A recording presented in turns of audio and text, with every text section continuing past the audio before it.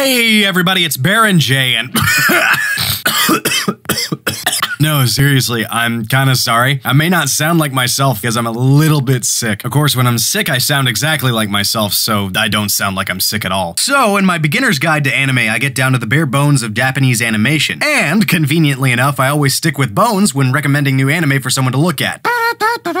They're easy enough to recognize, and they have put out some quality work. But, when talking about bones a lot, I always say, hey, you should check out a series called Ungo. It's really good. Even my friends who I consider quote-unquote hardcore anime fans look at me and say, what the fuck are you talking about? Well, here the fuck is what I'm talking about. Ungo, or Ango, was based on the noted Japanese intellectual and novelist Ango Sakaguchi's novel Meiji Kaka Ango Torimonocho. I would akin it to the Moffat reinterpretation of Sherlock Holmes, except our detective here deals with the somewhat supernatural. The first thing to note is the art style. Bones has a very distinctive look, and it shows here in great form. Although this is a very dialogue-heavy show, the animation doesn't suffer like you would think. Shinjiro Yuki is a detective that works for a particular agency, usually catering to very high-end or very strange clientele. As you can guess, if he shows up, something mysterious is bound to happen. Come on, gang, let's split up and look for clues. He travels with his companion Inga, who is a bit of a deus ex machina, but not in the way you might think. Inga is a supernatural being with the ability to force the truth out of anyone when they transform into their original form and ask a question. Notice that I'm using gender non-descriptive pronouns, because in this form, Inga's considered a boy, and in this form,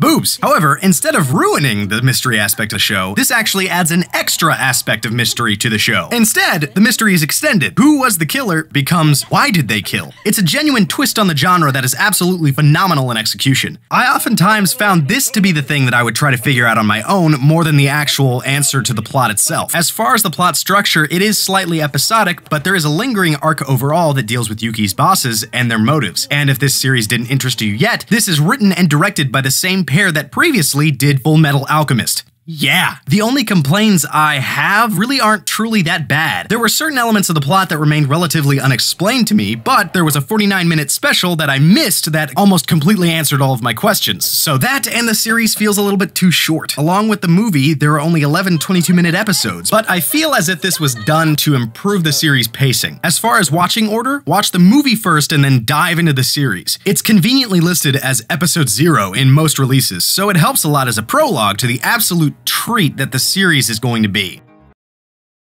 Hey, that's the end of the video, guys. Thanks for watching. Here's the subscribe button, here's the Facebook, and honestly, I am trying to get better. I'm chugging vitamin C as much as I possibly can. It's a miracle I can talk this much. I'm actually probably gonna take a drink of water right now. Okay, but I will be better by next week, so don't worry about me. I'll be fine. Thanks, guys. Bye-bye.